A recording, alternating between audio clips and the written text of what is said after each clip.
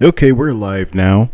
Been having some issues this morning getting postage done, getting things wrapped up, waiting on the postal carrier who has not yet shown up, and appointments and busy. But here we are, ready to go.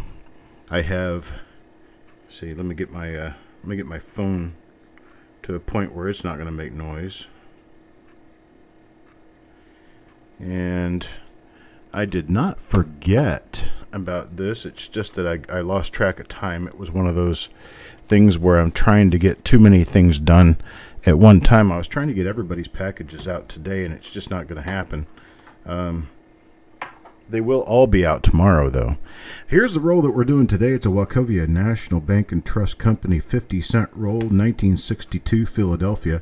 I don't know what is in this roll for sure, but I can tell you that 1962 has plenty of goodies that we could be looking for. So let me find my tool. I swear that thing was in the way last night. Now I can't find it.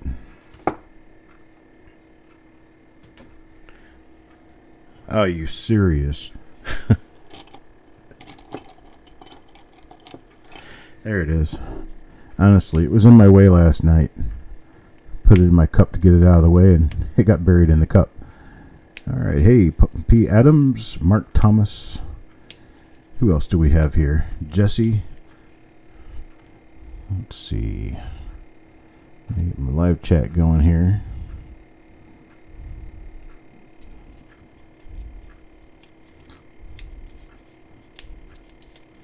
Yeah, pretty sure there's no RPMs. Hello, Coin Dragon. How you doing, buddy? No RPMs in this roll. I can guarantee that.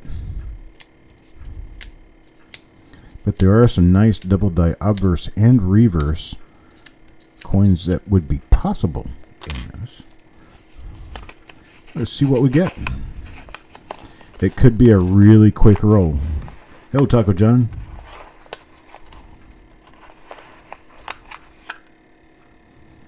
There's our 50 coins, and moving right along, we'll get started. Coin number 1 is Mike Birchman. Looks like we're going to be just about 1 hour behind broadcasting everything today.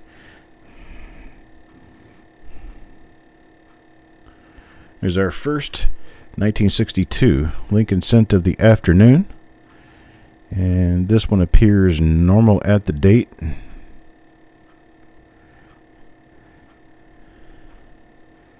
Normal is just a little bit fat on 1962. I can't be 100% certain why, but just look for the date to be a little bit thicker than you would normally believe it should be. So that's coin number 1, Mike Birchman. Hello, Mr. Crescent.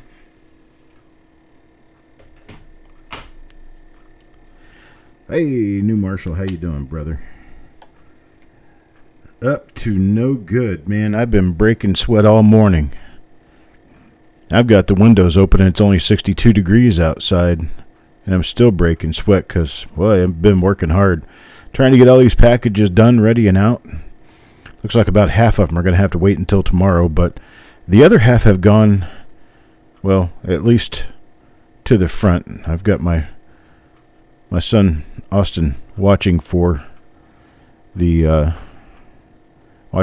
postal carrier to come and to help her get them outside. Okay, got a normal coin there. Let's see what we have for the reverse here. It's one of those years where there are a number of different possibilities for double dies. In fact, 1962 was the first memorial double die reverse I ever found. This was many moons ago. Probably at least 30 years ago at this point. Here's one for Richard.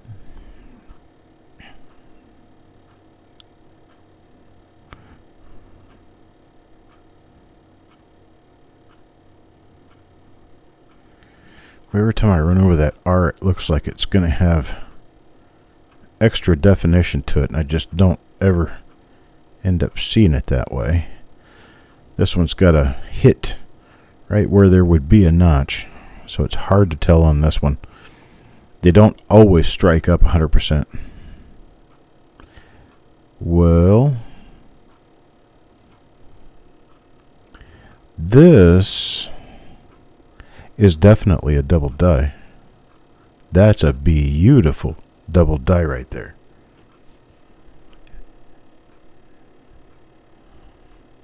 Foot bam. That is a nice double die.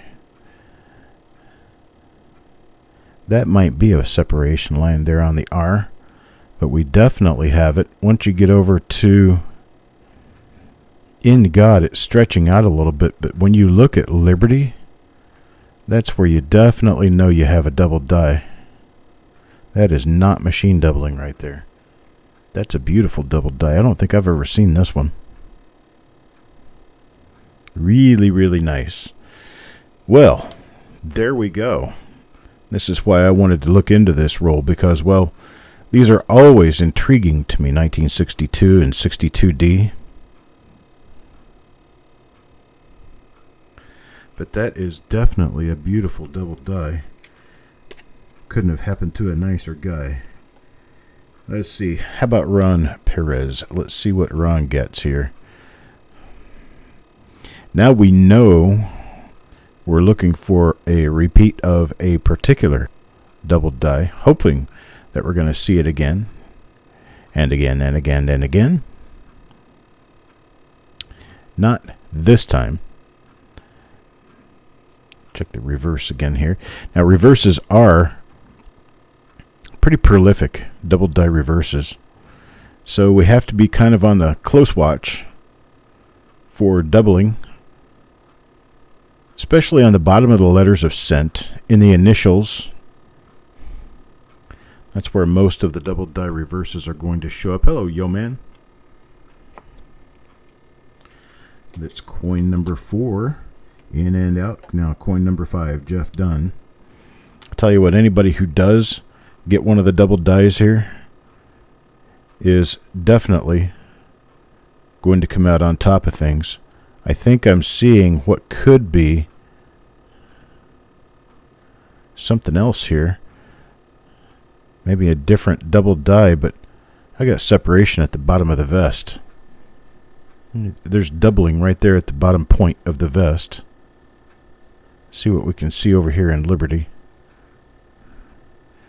No, nothing there.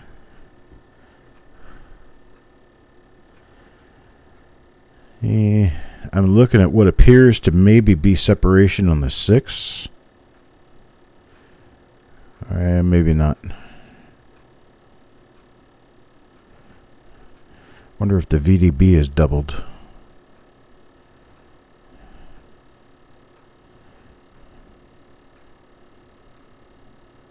No. VDB is not doubled. The L of Liberty is not doubled. What about any of this up here?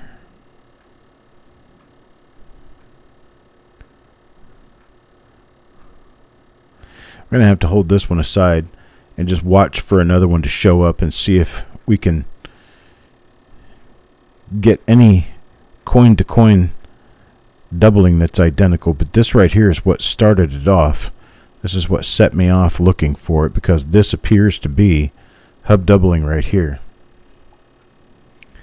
So I'm going to look for a marker. That's easy. A couple of big die scratches at the top of the one. So we can pull this aside and watch for that to show back up again. And see what we can get out of it. Here's one from Malcolm now. And Malcolm gets, see how that just has one single line down there now?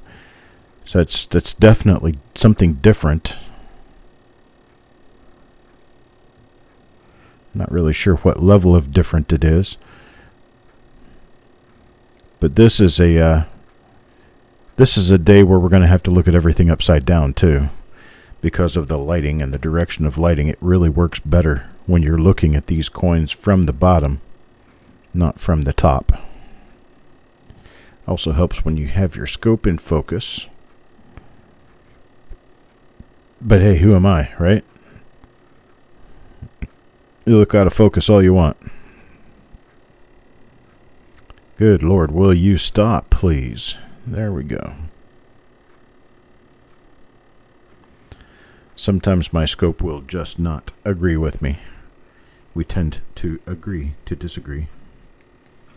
All right, that one was for Malcolm. Now let's look at number 7. Number 7 is going to go to Tim Morrell. Let's see what we get with Tim Morrell. And that's eject doubling at the top of the 9.6, but at the bottom of the 9.6 appears to be hub doubling again. And it is. Beautiful hub doubling. There's our second example of this beautiful double die. You can see the doubling on the top of the center of the S right here. And it's actually going downward on the R.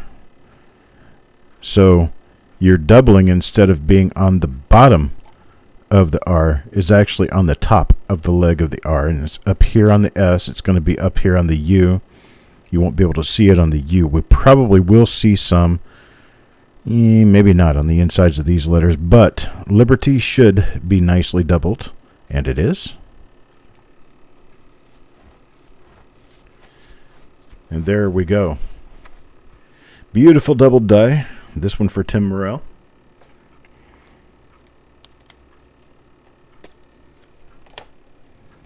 That's coin number 3 and coin number 7. So they're pretty closely packed together. Let's see what happens. Let me get this. I got a piece of leather on here that I'm using as my base, and it's curled up just a little bit, which is why my focus is having issues. There we go. All right, what do we have next? Well, this is not... Yeah, it's the other case of doubling that I thought I saw, and I did. So this is a second example of what I saw as hub doubling. See if we can see anything else defined on here.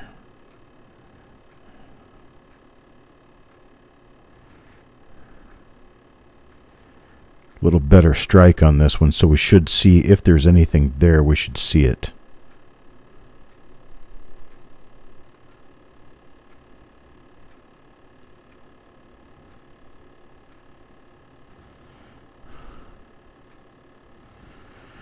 Just not getting anything. Just not seeing anything, but we do have just a tiny amount of doubling on the bottom of the vest.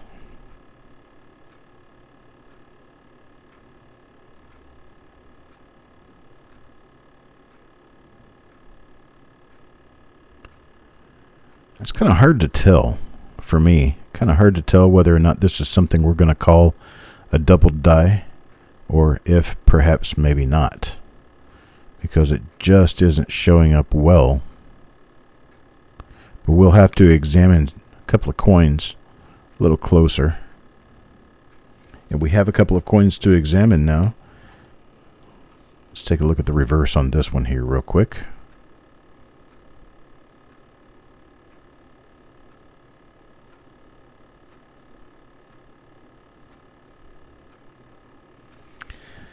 Not a double die reverse. Hello, Kelly. So I'm going to stick this one in that second pile. That's going to Thomas Murphy. Here's Paul Fitzgerald. Now, Paul Fitzgerald. Looks like we have another double die. Whoop! What? This is a 62D. And it does appear to be a double die. Now this is odd. See the doubling on the bottom of the 6 and the bottom of the 2?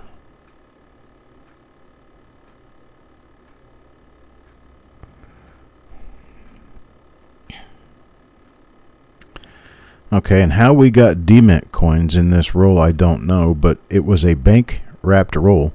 It was an original bank wrapped roll.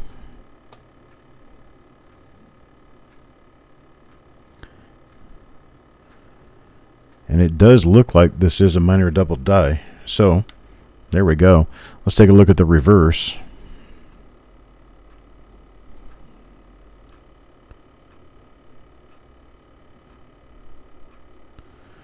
Yeah, I'm not really sure how this happened at all, but we do have a D-mint coin in this roll. I'd rather continue with the Philly mint because we've got a really nice double die going. Alright, here's the next coin. This one's for Eric. This one looks like it's got a little bit of extra thickness going on too.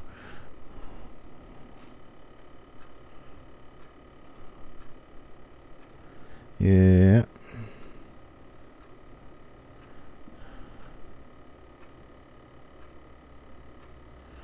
Does have a little extra thickness. I believe this is a minor class 6 double die. It may be too minor, but it is a minor class 6 double die. I'm going to go ahead and stick this on another stack. Now we got 4 different dies we're looking for. Here's another one for Mr. Sappington. Let's see what we find here. If I can get my stuff situated here so that I'm looking straight on at everything the way I should be. What is wrong with my focus? Come on, stop it.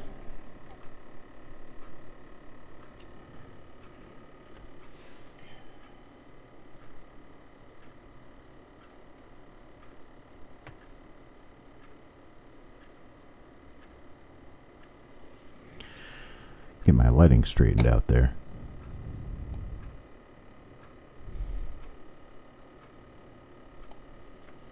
There. That's a little better. A little better, a little better.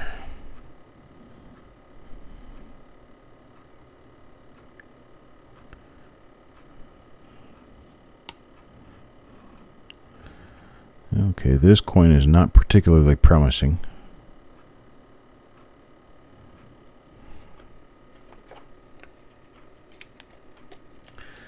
I'm going to have to do something a little different with this. Let's see. What can I do that's a little different? I know what I can do. Hang on just a second, folks. I'm going to get something. I'll be right back.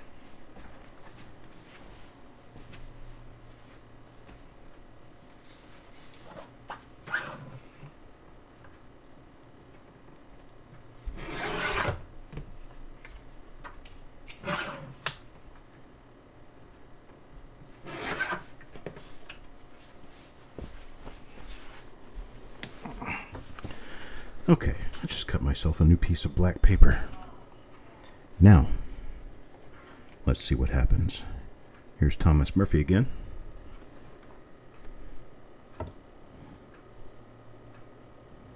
Have to get this in focus, but we're going to be a little better off.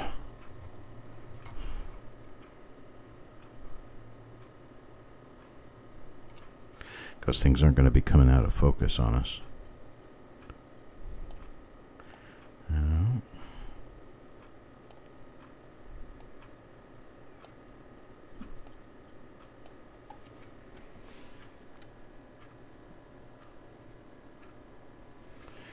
Get everything just right, and then we'll be good to go. No more changes. Okay. See, everything tends to work a little bit better when I've got the proper equipment together. And, well, I just didn't have everything properly set to be able to do this quickly and efficiently. No efficiency. All right, let's flip this over and take a look at the other side real quick. And we have a nothing on this side. So there it is. Thomas Murphy gets a normal one this time around. I think he got one of the big... No, he didn't. Richard got one and Tim Morrell got one, but Mr. Murphy did not get one of the big double dies. Here's another one for Tim Morrell. Let's see what Tim gets this time. Well, there's a different 1962 D, and this one's an RPM. Well, this is just an interesting, weird roll. They must have had a bag of each that they dumped into the hopper to make these rolls. So here's a 62D RPM. Nice RPM too. I have no idea why this happened. This is a first for me to get into an original bank wrapped roll of BU coins, and they're all from the same year but two different mints. This is a very nice 62D RPM. I guess Denver is trying to make a statement. What do you think? Well, let's see. We got nothing, it looks like, on the reverse on this one. A very nice RPM, though.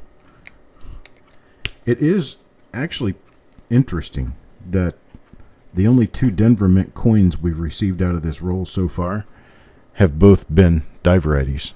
That is very interesting.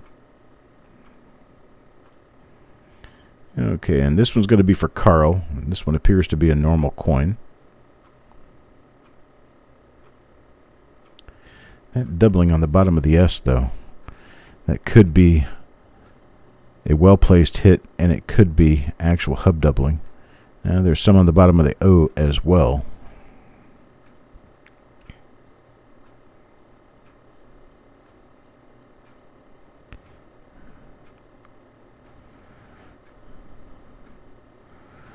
This will have to be something we give a little closer look to.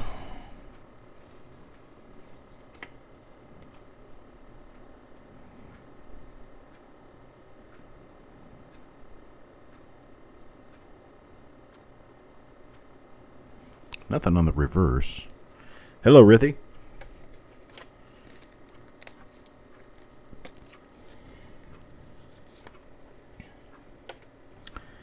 This is just going to be, other than the major double die that we're finding, this is just going to be a pile of die varieties because there's too many different dies, two different mints. There's all kinds of stuff to try to keep up with here.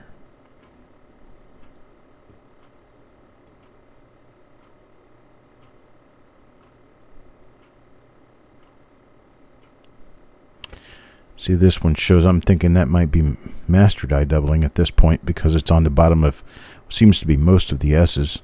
Let's look at the O in God, and it's there too. So, this may or may not be its own double die, but we'll hold it out just in case.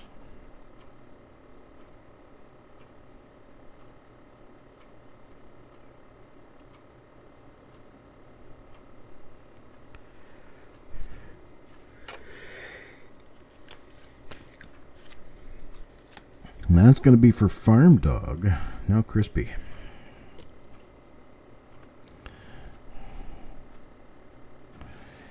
Crispy gets a coin that's got some other marks on it.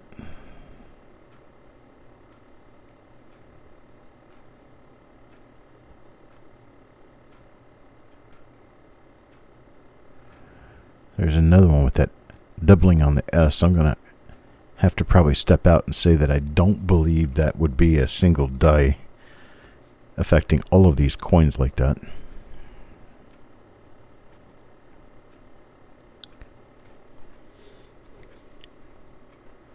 But further study would be necessary to determine that 100% one way or the other. So for now, it'll go in the stack as a possible.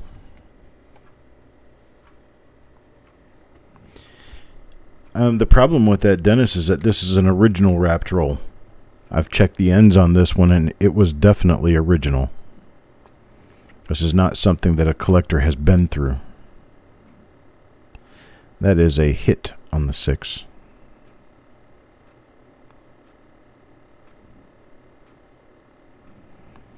Yeah, I got that same thing on the S again. So probably going to have to just start tossing those because I don't think those are actually die varieties. Here's one for Thomas again. Oh. That's the one that's got the doubling on the bottom of the vest again. You can actually see the notch right there. Right at the front corner of the vest. There's actually a nice little notch with that doubling.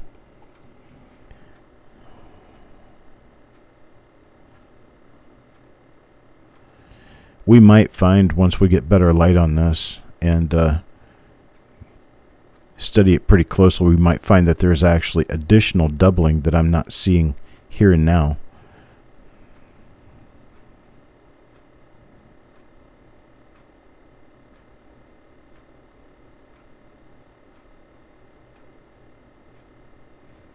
That's related to this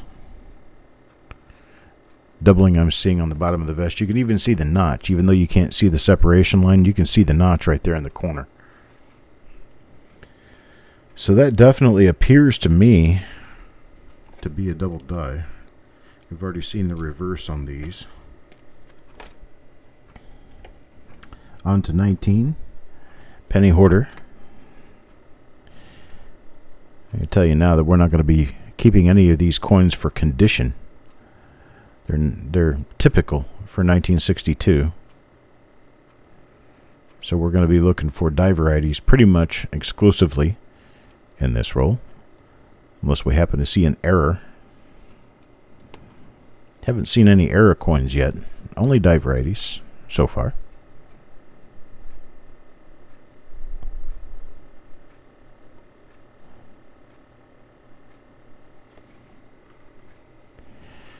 And that's that with that coin.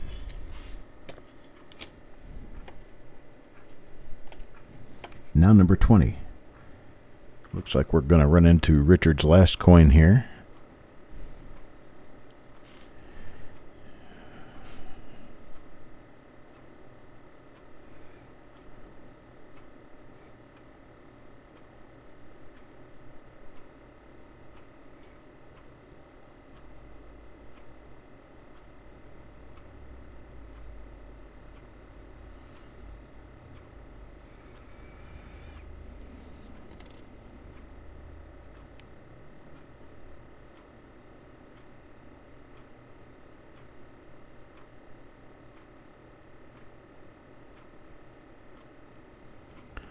And when you're looking at coins for die varieties, you shouldn't necessarily hold the coin in a fashion where it is straight up and down legible like the coin would be if you're going to read it.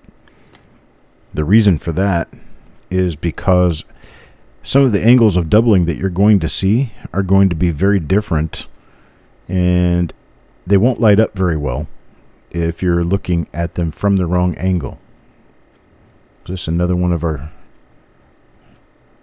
vest double dies? No, it's not. Thought maybe it might be one of them here. And it is not. I don't know that there's a double die listed that basically only shows on the vest. Hello, Bo Palmer.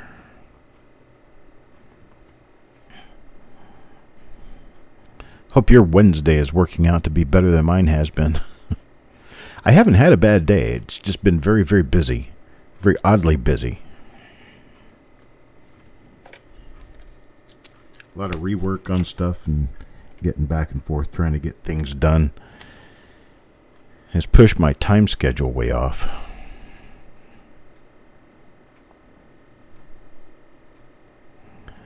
Oop. That is another one of the doubled ones. See, there's my die scratches at the top of the one. And you look down here, and you definitely have doubling with a notch at the bottom front corner of the vest. Yeah, there's no vest doubling listed. I know that for sure. But you can definitely see it here. If I dim that light down just a little bit, you can definitely see it. Right there. You've got that line of doubling at the front of the vest, and then you've got this little notch right here in the front corner. That is definitely hub doubling. Now, it could be a form of master hub doubling, but I don't think it is.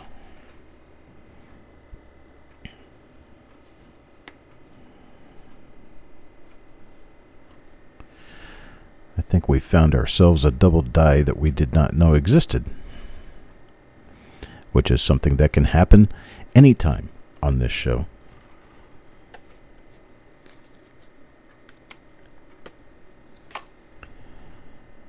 Error coins in the reveals. The most telling error coin that I can remember was a 1938, I believe 1938 Philadelphia roll. We went through one time, and it had a really nice clip planchet in it. That's a machine doubling on the top of the 9 there.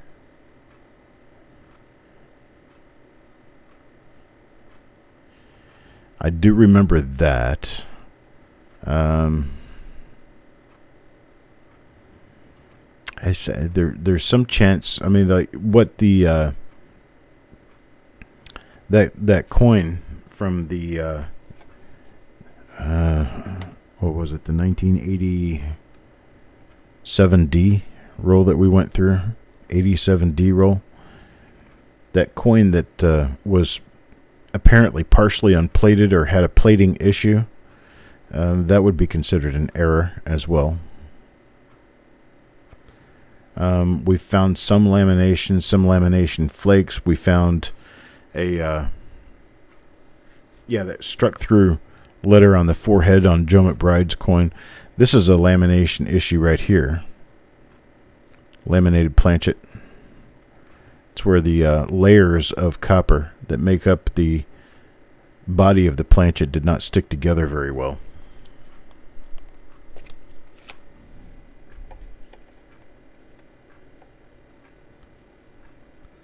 Hello, SMJ Hobbies. I hope you have a good day. Let's see what we have here. There it is. Another double die. Boom. Boom, chugga-lucka-lucka. Boom, chugga-lucka-lucka. Let's see if we can show proof that it's a double die. And right here. The corner here has a little bit of a notch going on where you can see the two different 9s fitting together. The top of the 6 gets lazy and drops out before the doubling is finished. That's another tell.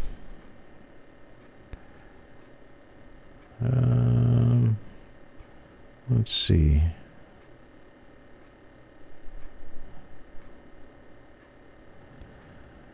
Most of it's just basically a due north doubling. This is an offset hub doubling. I think it's offset.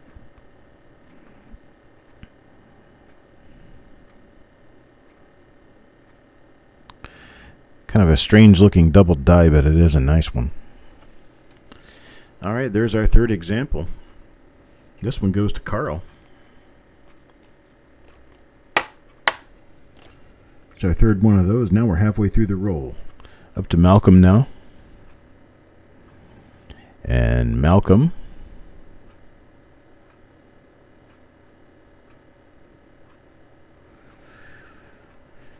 Not a double die.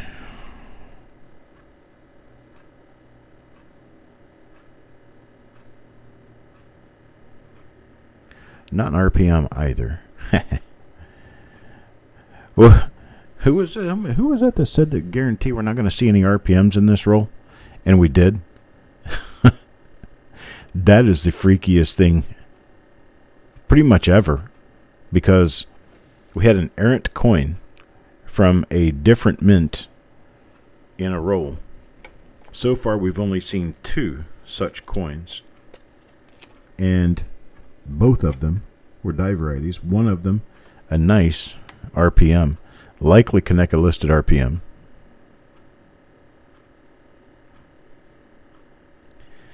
I guess there is no point where it is too safe to say anything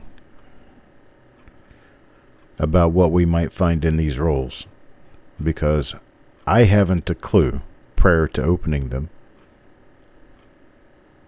obviously, and well, nobody else does either, because nobody else has been through these rolls. I know that for sure.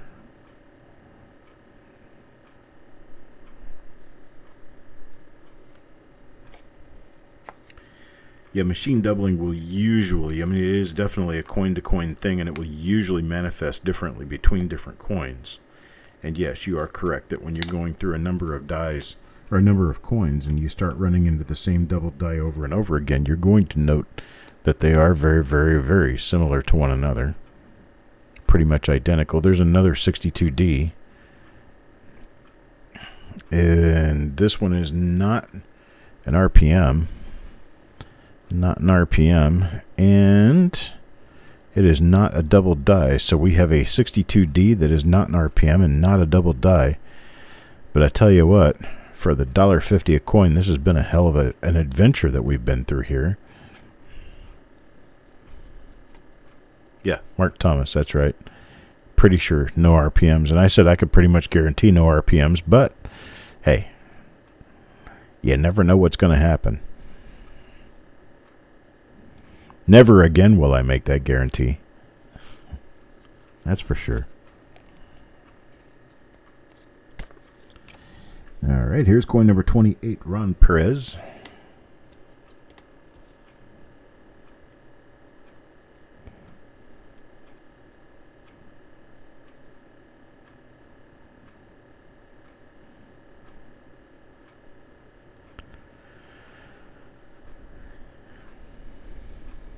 Not a DDO. I've had just a little bit of wind here today. It's not a really windy day, but just a little bit windy. Had some storms yesterday afternoon, really cooled things off in a hurry when a cold front moved through the area. Evidently, they got some wind damage up in the Raleigh area from it. We didn't have any damage here. Didn't have really all that much wind. Pretty heavy rain for a little while, just 5 or 10 minutes worth. Yeah, I'm thinking definitely not Mr. Sappington.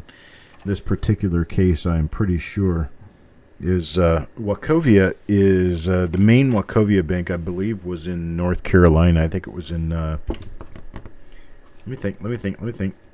Charlotte. I believe it's in Charlotte. And you would think only Philadelphia Mint rolls would be coming out of Charlotte, because it's way over here on the East Coast, North Carolina. It's actually not on the coast, but North Carolina is an East Coast state, Eastern time zone. And you would think that there would be a pretty decent likelihood that all the coins coming out of there would be Philadelphia Mint, but unfortunately, they get others mixed in sometimes. And I guess the bags in this particular case were mixed up where there were some Denver Mint bags shipped out to the wrong area, I suppose, and they got mixed together. This could easily be a case of someone slid a bag, dumped it out into the hopper, and then that bag was beginning to empty out, so they dumped another bag into the hopper, and they had a Philadelphia bag and a Denver bag. It could be that simple.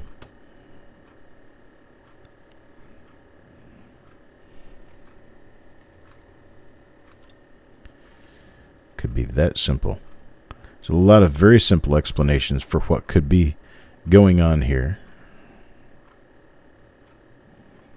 Just I don't see it. This is the only time I can remember ever seeing it. Where you get a bank wrapped roll, open up a bank wrapped roll, and you've got two different mints of coins inside.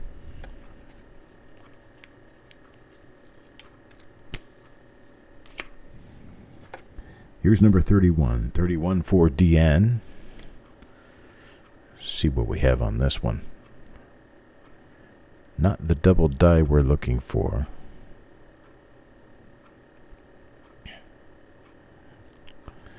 This is not the double die you're looking for. Move along.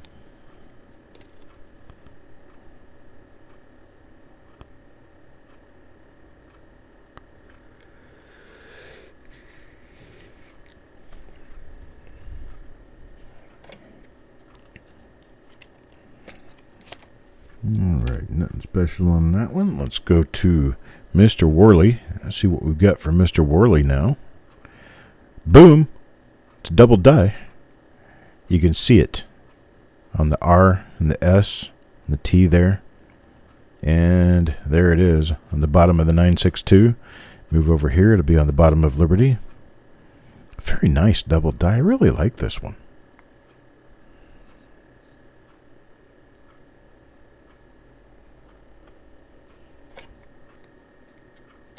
Very much.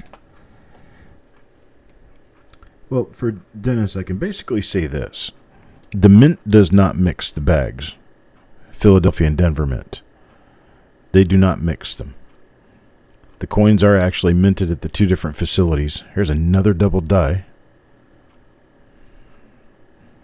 This one's for Penny Hoarder.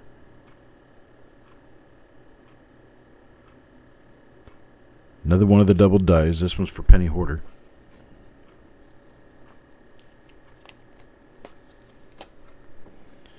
Yeah, the mints don't mix the coins together, so this had to have been a mix that was made during the time the coins were rolled, because the mint did not roll coins. The mint just bagged them. Bagged them, palletized them, and got them in a storage facility to be shipped out to the different mints. Or to the different banks, I'm sorry, not to the different mints. The dies were shipped out to different mints, and those mints made their own coins. So the Philadelphia Mint did not make any Denver coins.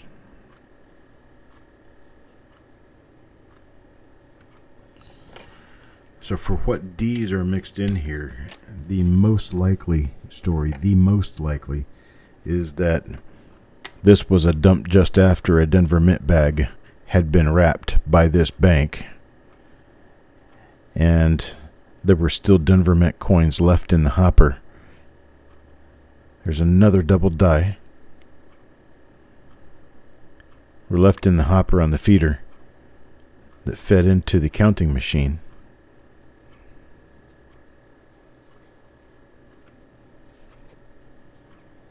Nice one for Carl there. Now let's look at coin number 36. I hope all the rest of these are double dies. I'd like to see everybody here get one. I'm going to say no on this one. Yeah. No.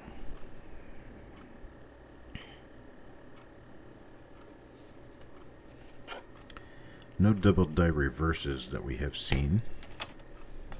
Only obverses on this roll so far. Here's one for Crispy. Let's see. Not the double die.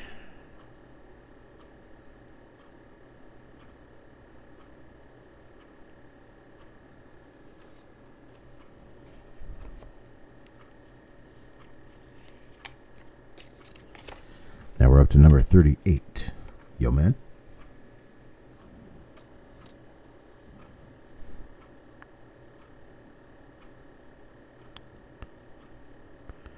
This will have the doubling at the bottom of the vest. See it right there? Definitely have doubling at the bottom of the vest. So it's definitely a double die.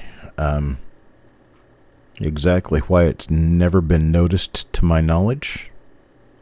Good question. It's definitely a double die though. Here's coin number 39. Mr. Mark Thomas. And it's not the double die. See, if you look at it upside up, it's hard to see that doubling.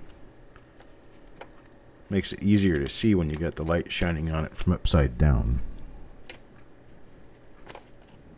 Number 40, DN.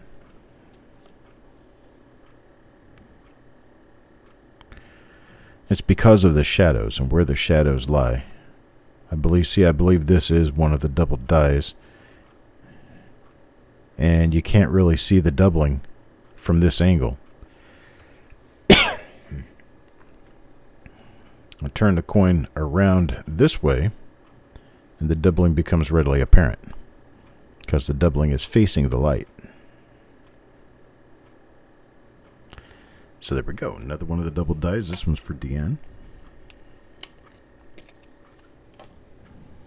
Now number 41. This coin for Carl. Well, there's another D-Mint coin. And it appears to be a minor RPM. It's got a lower split and an upper split.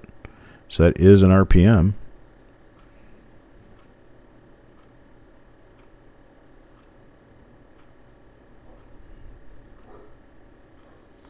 All right. We'll keep that out for Carl. I just heard my mail lady pull up. And there's one for Eric. I was thinking about Austin. Hoping that he hears the doorbell, because he's on mail duty today.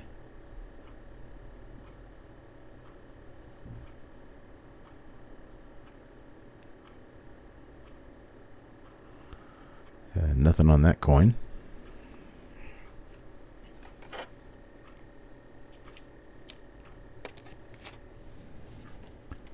Now number 43, Mr. Worley.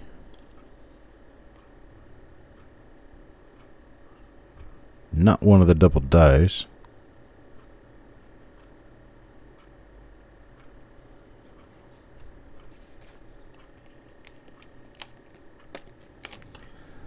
$44 now. Ron Perez. Not a double die again. Although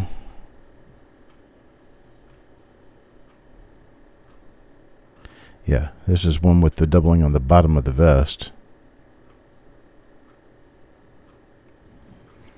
So we'll hold that one out for Ron. 45 now for Malcolm.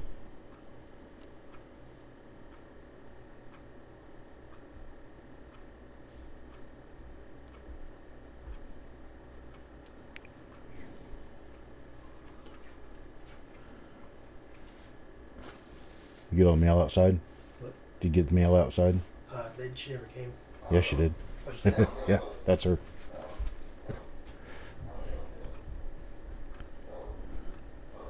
All right. Got that taken care of.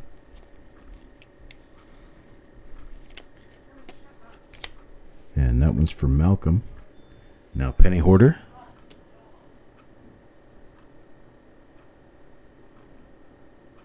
I like trying to pick out if they're going to be double dies before I get to the doubling. I don't see the doubling here.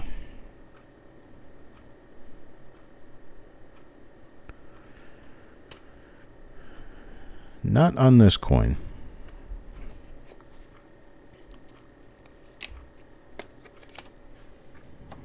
Now number 47.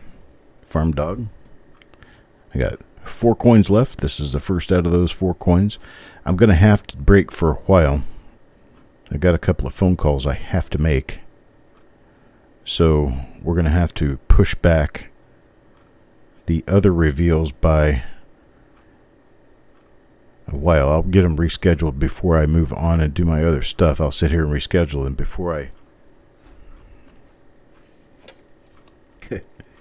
Eric is out of jail now. Yay! Here's another one for Mark. And not one of the double dies.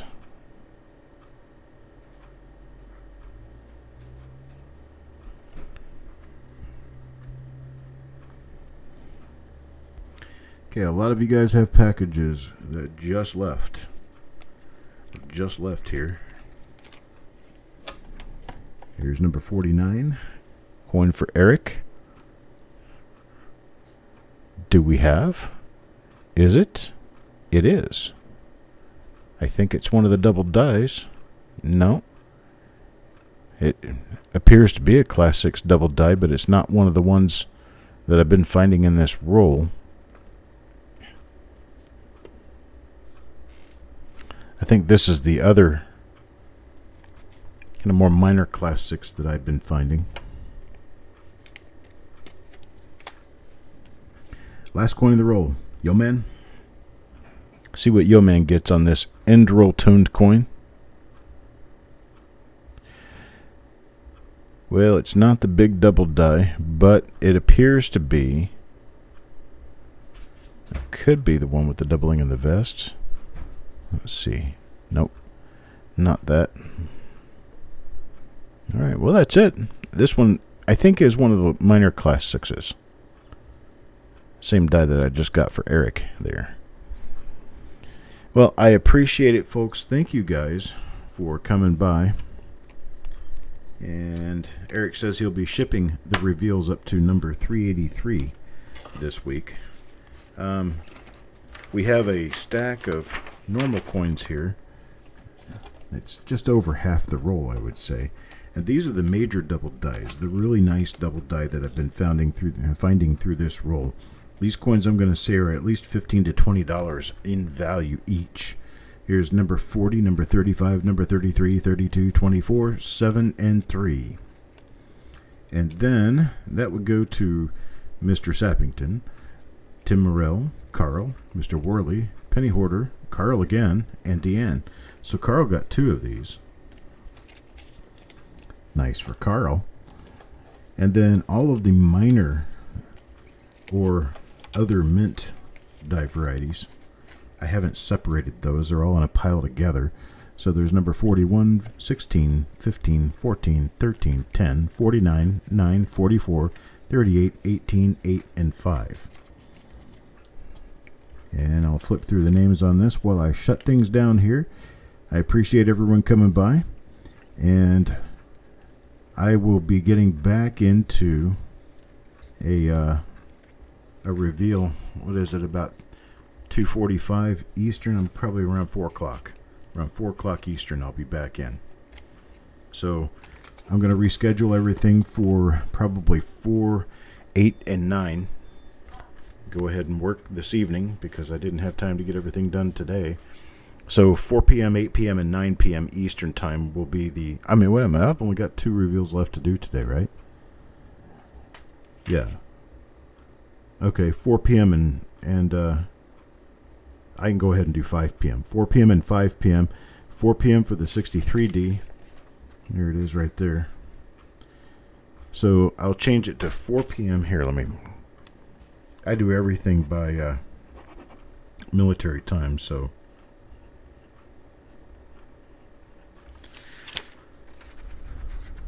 There. Now let me... There you go. So, here, let me move this over just a little bit.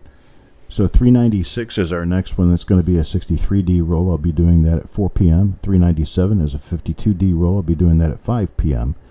And then 398 and 399 are 42 and 43D rolls will come up tomorrow evening. And then 400 and 401 is a toner roll of wheats and then an RPM only roll. Those will be at 8 and 9 p.m. on Friday. So there's what we've got. I'll be back in, it's going to be about an hour, hour and a half, and I'll see you then.